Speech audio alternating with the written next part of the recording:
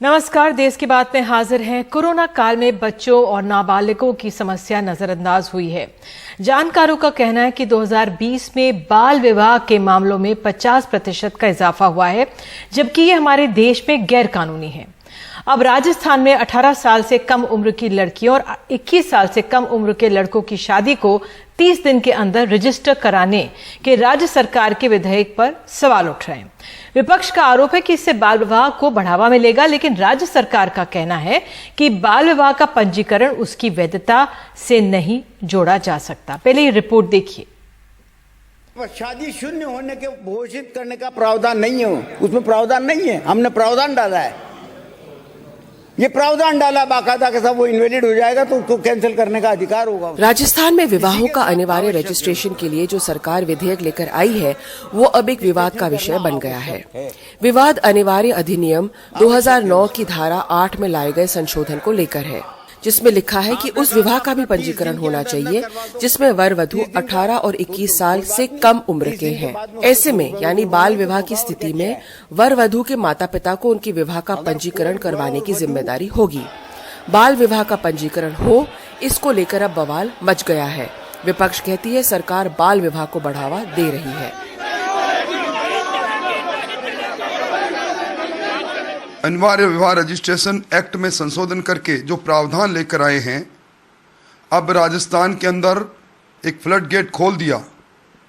18 वर्ष से कम उम्र की वधू और 21 वर्ष से कम उम्र के वर्ग के शादी हो तो एक सिर्फ ज्ञापन देकर रजिस्ट्रेशन अधिकारी को वो शादी को वैध करने का जो संशोधन लेकर आए हैं। राजस्थान में बाल विवाह को बढ़ोतरी देने का जो काम हुआ है, ये दुकानुसी सोच का परिणाम है। हमने पुरजोर विरोध किया, राजस्थान की विधानसभा में विरोध किया। ये सामाजिक कुरीतियों को आगे बढ़ाने का काम जो कांग्रेस की हुकूमत कर रही है, ये निंदनीय है। लेकिन सरकार कहती है ये इसका गलत मतलब निकाला जा रहा है। बाल विवाह का पंजीकरण उसकी वैधता से नहीं जोड़ा जा सकता। पंजीकरण होने से पक्षकारों के खिलाफ जिला कलेक्टर और पंजीकरण अधिकारी सूचित रहेंगे।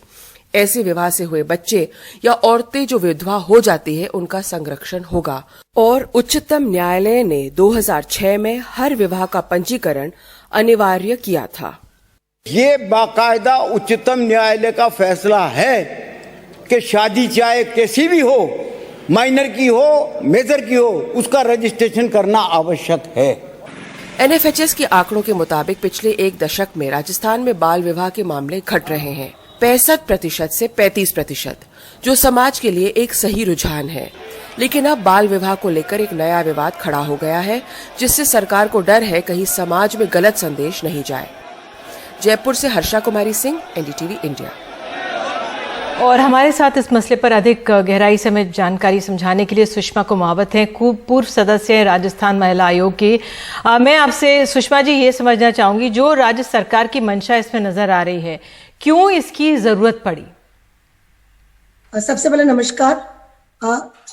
जरूरत क्यों पड़ी ये तो बहुत बड़ी बात है, क्योंकि ऐसे भी बाल विवाह रोकने का जो कानून बना था, और हम लोग जब भी ऐसी तिथि आती थी कि जब बाल विवाह बहुत होते थे, है ना, जो आदिवासी क्षेत्र है और कई क्षेत्र है, लोगों को अज्ञानता है, तो वो छोटे छोटे बच्चों की शादी कर देते। पर ये शादी माइनर शादी नहीं होती है, एक मजाक बन गया है। क्योंकि जब बच्चे की शारीरिक विकास नहीं है, उनकी खेलने कूदने की उम्र है, उनकी पढ़ने की उम्र है, और उस एज में आप उनकी शादी करते हैं और अब इसको वैधता और दे रहे, तो ये तो बहुत गलत बात हो जाएगी। क्योंकि ये सब चीजें नहीं होनी चाहिए। हम एक बार तो कर रहे हैं कि बालिका शिक्षा पे जोर दे, बालिकाओं को आगे बढ़ाए, बालिकाओं का दर कम हो रहा है, और ऐसे में अगर हम शादी कर देंगे तो जल्द से जल्द प्रेग्नेंट हो जाएगी, उनका शारीरिक विकास नहीं होगा। मुझे लगता है कहीं ना कहीं बालिकाओं की मृत्यु इसके मैं दो पहलू आपसे समझना चाहूंगी। इसका एक पहलू ये भी मैं आपसे समझना चाहूंगी, जो एक्सपर्ट्स हैं वो कह रहे हैं कि कोरोना काल में 2020 में बाल विवाह के मामले बढ़े हैं, तो क्या इससे जो राज्य सरकार कह रही है कि भाई जो ऐसी मैरिजेस हो रही हैं उनको रजिस्टर कर उस पर कानूनी एक्शन एक तरह से लिया जा सकता है, जो बच्चियां विधवा हो जाती हैं उनको कुछ मदद मिल जा सकती है, तो क्या ये उसकी मदद करेगा या बढ़ावा देगा? और क्योंकि 30 दिन के अंदर रजिस्टर कराने की भी बात है और उससे बढ़ावा मिल सकता है। फिर एक्चुअली क्या है कि आप भी जानते हो कि बच्चे 15 से 16 साल की या 17 साल की उम्र के नाबालिग में टीनेजर्स में लड़के लड़कियां कुछ गलती करते हैं। क्योंकि आजकल आप पता है कि सेक्सुअल इतना इजीली फॉरेन कंट्री की तरह से हो गया है कि सेक्स बोली इजी है। अब बच्चे उस समझ में कुछ समझते हैं और वो शादी करके भग जाते हैं, तो माँ बाप पकड़ के ला के उनको एक समझाते हैं, उनको बहुत तरीके से समझा के घर रखते हैं। बालिका गृह बने हुए हैं, नारी निकेतन बने हुए, वहां लड़कियों को हम रखते हैं, उनकी काउंसलिंग करते हैं कि देखो आपके सामने पूरी जिंदगी पड़ी है, आप छोटी सी बातों के लिए शादी कर रहे हो। ऐसे विवाह लंबे टाइम तक नहीं चलते, और ये विवाह कहीं ना कहीं टूट जाते हैं जब समझ आती है पति कुछ कमाता ही नहीं, उसके भी पढ़ने की उम्र है और वो भाग गया। अब आपने रजिस्ट्रेशन कर लिया, फिर वो प्रेग्नेंट हो जाएगी, बच्चे हो जाएंगे, तो उनके खुद के खेलने के दिन, समझने के दिन है। ऐसे में आप उनकी शादी करके उनके बच्चे हो जाएंगे, तो उनकी जिंदगी को हम कितना कारगर कर पाएंगे। लेकिन सुषमा जी, अगर जो आंकड़े आ रहे हैं एनसीआरबी के, वो दिखा रहा है कि जो चाइल्ड मैरिजेस हैं वो लगातार बढ़ ही रही हैं। 2015 में 293, 2016 में 326, 2017 में 395 और 2018 में 501। तो ये समस्या जो है बढ़ रही है, इसके पीछे कारण क्या है? क्या बच्चे जो वो हैं या फिर और आर्थिक मजबूरियां हैं? आर्थिक मजबूरी है आजकल, क्योंकि लड़कियों की दर कम हो रही है ना। आपको पता है कि बच्चियां बहुत कम मिल रही है, लड़के लोग ज्यादा है, लड़कियां कम है। तो ऐसे में बचपन में ही अपन आपस में मिलके शादी कर देते हैं। और राजस्थान के जिस एरिया में मैं रहती हूँ, उदयपुर है, आदिवासी क्षेत्र है, वहां आटे साटे की शादी होती है। यानी आपके घर लड़का है, मेरे घर लड़की है, आपके घर लड़की है, मेरे घर लड़की है, तो एक भाई बहन दोनों की शादी हो जाती है। लेकिन सुषमा जी, एक जो बड़ा जो परेशानी ये है कि जो महिला आयोग है राजस्थान का, उसमें चेयरपर्सन और जो 3 मेंबर्स हैं उनका टेन्योर ओवर है और कोई है ही नहीं चेयरपर्सन अभी। या that is a very big thing, क्योंकि ये टर्न ओवर 2019 में खत्म हो गया। It is last turn off मेरा था। हाँ। मेरा और एक मीना करके थी मैडम मेरे साथ, हाँ। उनका था, हमारा खत्म हो गया। उसके बाद कोविड आ गया। जब से कांग्रेस सरकार बनी है, कांग्रेस सरकार शायद इतनी उलझनों में अपनी सरकार बचाने में कि उनके सारे जो भी आयोग है, एक बाल आयोग का गठन जरूर हुआ है, बाकी समाज कल्याण बोर्ड है, महिला आयोग है, महिला अधिकारिता विभाग है, UIT है, सब पोस्ट इनकी खाली पड़ी। ये लोग कहीं कर ही नहीं रहे। और अब आपने ये पॉलिटिकल जवाब दे दिया कांग्रेस की सरकार, लेकिन ये समझना बहुत जरूरी है कि ये जो मसले हैं, ये महिलाओं के जो मसले हैं, जो ये नाबालिग और बच्चों के मसले, बाल विवाह का मसला, ये राजनीति से प्रेरित नहीं होना चाहिए। बहरहाल निष्ठा से हम सबको समझना चाहिए, ये परेशानी समझनी चाहिए कि क्यों इन मामलों में इजाफा हो रहा है, और इस तरह से विधेयक लाने से क्या वाकई में रजिस्टर कराने से क्या इनमें रोक लगेगी, जबकि गैर कानूनी है। बाल विवाह हमारे देश में गैर कानूनी है। और अब टीकाकरण से जुड़ी खबर। प्रधानमंत्री के जन्मदिन पर टीकाकरण का रिकॉर्ड बनाने के बाद अब सरकार ऑपरेशन मैत्री फिर से शुरू करने जा रही है। अक्टूबर से एक बार फिर विदेशों में वैक्सीन भेजना शुरू हो जाएगा। केंद्रीय स्वास्थ्य मंत्रालय ने कहा है वैक्सीन बनाने वाली कंपनियों के सरप्लस वैक्सीन को कोवैक्स प्रोग्राम के तहत दूसरे देशों को दिया जाएगा। यानी कंपनियों के माध्यम से अक्टूबर से भारत 30 करोड़ डोजेस से ज्यादा वैक्सीन उपलब्ध होगी। और टीकाकरण से जुड़ी एक और खबर ये भी है कि फाइजर जो टीका है 5 से 11 साल के बच्चों के लिए सुरक्षित बता दिया गया है, यानी कि बच्चों के लिए भी ये उपलब्ध हो सकेगा। इस पर अधिक जानकारी के लिए हमारे सहयोगी परिमल कुमार हमारे साथ मौजूद है। परिमल, तो जो ये खबर है कि हम ऑपरेशन मैत्री शुरू करने जा रहे हैं, वैक्सीन अब विदेशों में भेजेंगे, क्या हमारे देश में हमारे लोगों को पर्याप्त मात्रा में वैक्सीन लग चुका है जो हम ये मैत्री के जरिए भेज रहे हैं? देखिए निधि, अगर देश की आबादी की बात करें तो करीब 130 करोड़ से ज्यादा आबादी है देश की।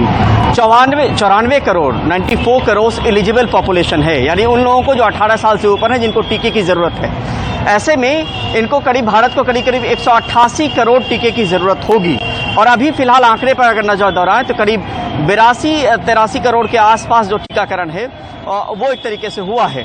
तो यहाँ पर लगातार रफ्तार जरूर पकड़ी जा रही है। रफ्तार में हमने देखा कि 4 बार करोड़ टीका से ज्यादा टीकाकरण किया गया एक दिन में। आज को लेकर भी अनुमानित है कि 1 करोड़ से ज्यादा टीकाकरण किया जाए। यानी हमारे पास तमाम वो मैकेनिज्म है जिसके दम पर हम एक दिन में करोड़ों टीकाकरण को अंजाम दे सकते हैं, कर सकते हैं। लेकिन अब यहाँ पे सवाल उठता है कि आखिर कितने टीके हैं देश के पास। तो आंकड़े ये बता रहे हैं कि इस महीने 26 करोड़ टीके, यानी आप अगर महीना 30 या 31 दिन का माने तो हर दिन 1 करोड़ टीका नहीं लग सकता है। लेकिन अगर सुप्रीम कोर्ट में दिए हलफनामे को अगर माने, जो सरकार ने दिया था कि एलिजिबल पॉपुलेशन का टीकाकरण दिसंबर तक हो जाएगा, उस लिहाज से 1 करोड़ 30 लाख के आसपास टीकाकरण रोजाना होना चाहिए। उस लिहाज से फिलहाल टीका नहीं है हमारे पास, लेकिन ये आश्वासन जरूर दिया जा रहा है स्वास्थ्य मंत्रालय की तरफ से कि आने वाले वक्त में बायोलॉजिकल ई भी है, बच्चों की वैक्सीन भी जाइडस कैडिला अगले महीने से पहले वीक से बच्चों को लगनी शुरू हो जाएगी, जो 12 से 18 साल के बच्चे हैं। तो ये तमाम आश्वासन पे चीजें टिकी है। लेकिन जो वैक्सीन मैत्री प्रोग्राम है, क्योंकि वो देश जो जरूरतमंद हैं, जो खुद से रिसर्च एंड डेवलपमेंट का काम नहीं कर सकते, उसको एक वक्त में अप्रैल के महीने में इसलिए रोक दिया गया था कि राज्यों की तरफ से शोर होने शुरू हुए थे कि टीकाकरण की कमी है और टीकाकरण की आपूर्ति सही से नहीं हो पा रही है। अब उस तरीके का कोई शोर नहीं है, लेकिन दिसंबर तक ये चुनौती सरकार के सामने जरूर है कि एलिजिबल पॉपुलेशन का पूरा टीकाकरण कर पाए। बिल्कुल, सरकार के सामने अनेक चुनौतियां हैं। जिस तरह से हमारे देश में संख्या बल है, उसको देखते हुए ये मैत्री कार्यक्रम को धीरे धीरे ही आगे बढ़ाना चाहिए, अगर जरूरी भी है राजनीतिक तौर पर। तो एक छोटा सा ब्रेक हम लोग ले रहे हैं देश की बात में। आगे है पंजाब की करवट लेती सियासत। आज मिल गया है नए मुख्यमंत्री और उन्होंने किसानों गरीबों के लिए बिजली पानी बिल का बकाया माफ करने का ऐलान किया है। छोटा सा ब्रेक के बाद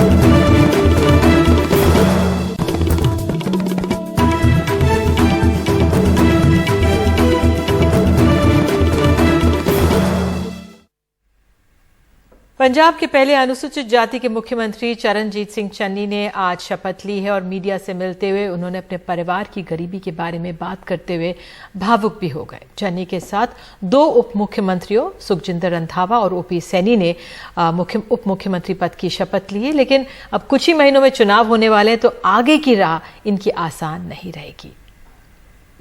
पंजाब प्रदेश कांग्रेस कमेटी के प्रधान नवजोत सिंह सिद्धू जी ने एक आम आदमी नूं जेड़े कहते फिरदे ना आम आदमी आ बैठा आम आदमी नूं जिहदे पल्ले कुछ नहीं सी, अज कांग्रेस पार्टी ने एक गरीब नूं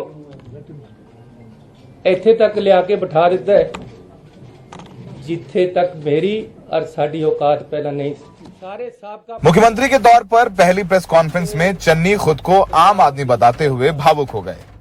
चन्नी ने कहा कि वो जब पैदा हुए तो उनके परिवार के पास खुद का घर भी नहीं था। मैं चरणजीत सिंह चन्नी ईश्वर की सौं चुकदा हां कि मैं कानून द्वारा स्थापित बगावती सुर छोड़ रहे कुछ नेताओं को सख्त संदेश देने के लिए खुद राहुल गांधी चरणजीत सिंह चन्नी के शपथ ग्रहण समारोह में चंडीगढ़ पहुंचे। चन्नी ने आम आदमी की पिच पर खेलते हुए पहली ही प्रेस कॉन्फ्रेंस में बिजली और पानी के बिल माफ करने का ऐलान कर दिया। बहुत जरूरी है किसानां दा खेतां दी बिजली माफ रहे, किसान नूं लोड़ है। लेकिन एक मोटर गरीबां नूं पानी पिंड दे लोकां नूं पानी भी दिंदी है, वो भी माफ होनी चाहिए है। गरीबां दा पानी माफ होएगा पिंडां दे विच, वो मोटर दा भी बिल नहीं लगेगा। 10-10 लाख रुपये दे बिल खड़े है, 20 लाख दे 50-50 लाख दे सारे माफ करांगे कैबिनेट दी अज दी मीटिंग दे विच। लेकिन चरणजीत सिंह चन्नी की ताजपोशी के बाद भी कांग्रेस की उठापटक खत्म होती नजर नहीं आ रही। हरीश रावत ने बयान दिया था कि सिद्धू के चेहरे पर चुनाव लड़ा जाएगा, जिस पर पलटवार करते हुए पूर्व प्रदेश अध्यक्ष सुनील जाखड़ ने हरीश रावत के बयान को मुख्यमंत्री चन्नी को कमजोर करने वाला बताया।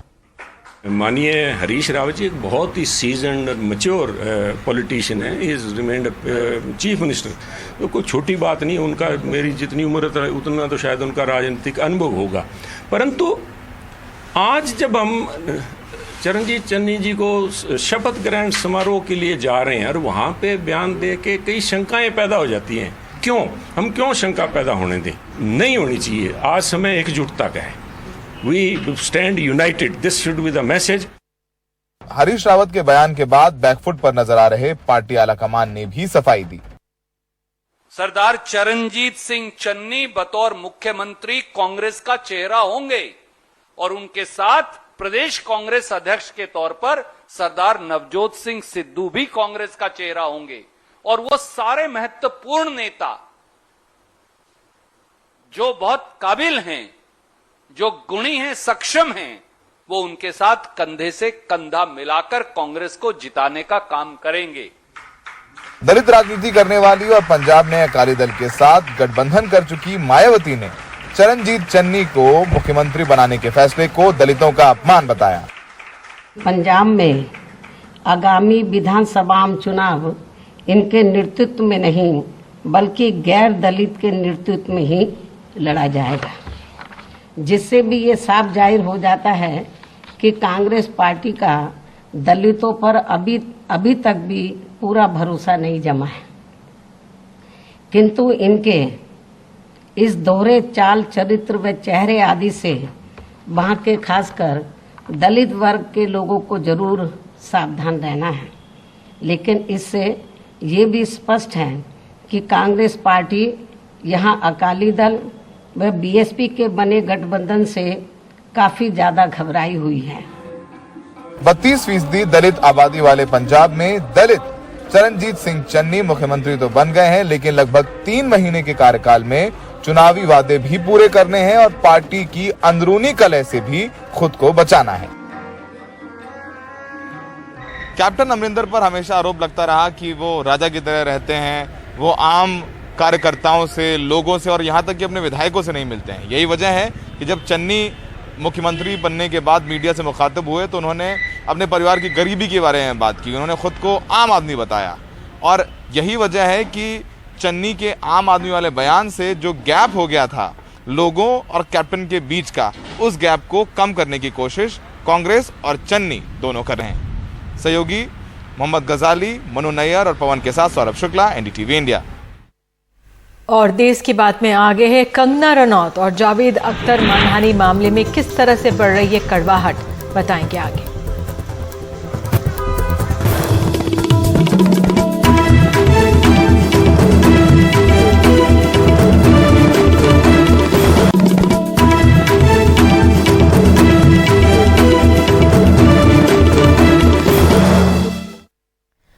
देश की बात में मुंबई से खबर है। मानहानि मामले में मशहूर गीतकार जावेद अख्तर और अभिनेत्री कंगना रनौत आमने सामने नजर आ रहे हैं। जावेद अख्तर की ओर से किए गए मानहानि के मुकदमे के बाद अब कंगना रनौत ने जावेद अख्तर पर एक्सटॉर्शन और धमकाने का आरोप लगा दिया है। सोमवार के दिन अंधेरी कोर्ट में गीतकार जावेद अख्तर और अभिनेत्री कंगना रनौत आमने सामने नजर आए। जावेद अख्तर की ओर से किए गए मानहानि के मुकदमे की सुनवाई के समय कंगना रनौत अदालत पहुंची। कई बार समन किए जाने के बाद भी कंगना पिछली सुनवाई में अदालत नहीं आई थी। अगर वो सोमवार को नहीं आती तो उनके खिलाफ अरेस्ट वारंट जारी किया जा सकता था। सोमवार को अदालत पहुंची कंगना रनौत ने 2 याचिकाएं दाखिल की। पहली याचिका में उन्होंने चीफ मेट्रोपोलिटन मजिस्ट्रेट से इस मामले की सुनवाई दूसरे जज से करवाने की मांग की। उन्होंने कहा कि इस जज पर उन्हें भरोसा नहीं है। तो वहीं दूसरे में उन्होंने जावेद अख्तर पर एक्सटॉर्शन और धमकाने का आरोप लगाया। कंगना और रंगोली को बुलाया गया था जावेद अख्तर साहब के घर पे और जावेद अख्तर साहब का कोई लेना देना नहीं था उनके मैटर में, फिर भी उन्होंने बुलाया, घर में बुला के उनको धमकाया, ये कहना है कंगना का। और ये बात खाली कहना आज नहीं है, ये पिछले 3-4 साल से मीडिया में भी कंगना ने कई दफ़ा बोला है कि उनको धमकाया था और वो काफ़ी घबरा गई थी और उनकी मोडेस्टी को भी एक हिसाब से आउटरीच किया गया था। तो कंगना ने अपना कंप्लेंट जो था वो दाखिल नहीं किया था, ये सोचते हुए कि इनकी उम्र है, मगर क्योंकि अभी ये बहुत अग्रेसिवली अपने मैटर में आगे बढ़ रहे हैं तो कंगना को भी परमिशन मिला अपने फैमिली से कि you should also file your complaint. तो उस वजह से हमने सेक्शंस इन्वोक करते हुए अपना कंप्लेंट दाखिल किया है। तो वहीं जावेद अख्तर के वकीलों ने इन आरोपों को बेबुनियाद बताया। अब कंगना के मामले की सुनवाई 1 अक्टूबर को की जाएगी, जबकि जावेद अख्तर की ओर से दाखिल मानहानि के मुकदमे पर अगली सुनवाई 15 नवंबर को है। मुंबई से प्रवीण जिरोहित के साथ सोहित मिश्रा, एनडीटीवी इंडिया। और देश की बात में आगे खबर कर्नाटक से होगी। कर्नाटक में मंदिरों को लेकर चल रहा है विवाद।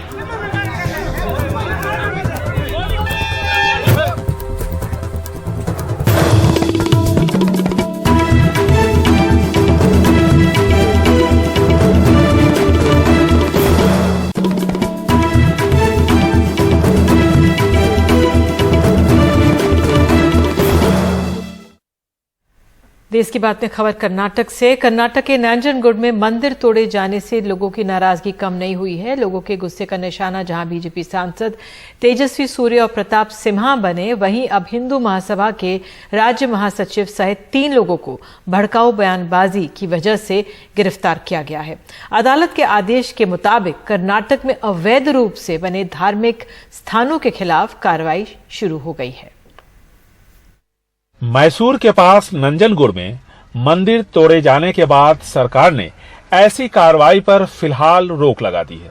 हालांकि मंदिर अदालत के आदेश के तहत तोड़ा गया, लेकिन शासन बीजेपी का है। ऐसे में हिंदू संगठन काफी नाराज है।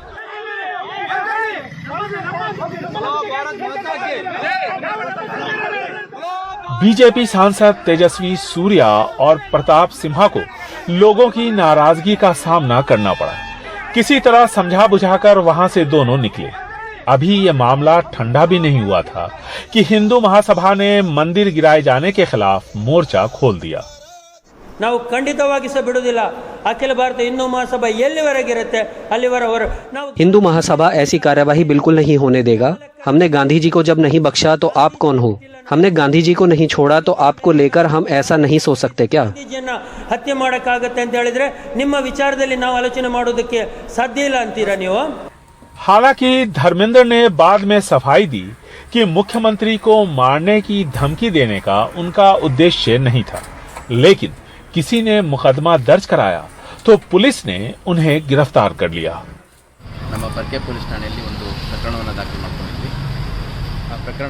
हमने छानबीन की और इस प्रकरण के मुख्य आरोपी धर्मेंद्र, जो खुद को अखिल भारतीय हिंदू महासभा महासचिव बताते हैं, उन्हें और उनके अलावा 2 और लोगों को गिरफ्तार किया है। आगे की जांच चल रही है। सरकार ने फिलहाल धार्मिक स्थानों के खिलाफ होने वाली कार्रवाई पर रोक लगा दी है, ताकि अदालत के आदेश के पालन से पहले आम सहमति बनाई जा सके। चूंकि मंदिर बीजेपी के शासन में टूटा है, ऐसे में लोगों में नाराजगी ज्यादा है। बेंगलुरु से कैमरामैन गोविंद मूर्ति के साथ निहाल खिदवई, एनडीटीवी इंडिया। इस खबर के साथ देश की बात में आज के लिए इतना ही, लेकिन खबरों का सिलसिला एनडीटीवी इंडिया पर जारी रहेगा। नमस्कार।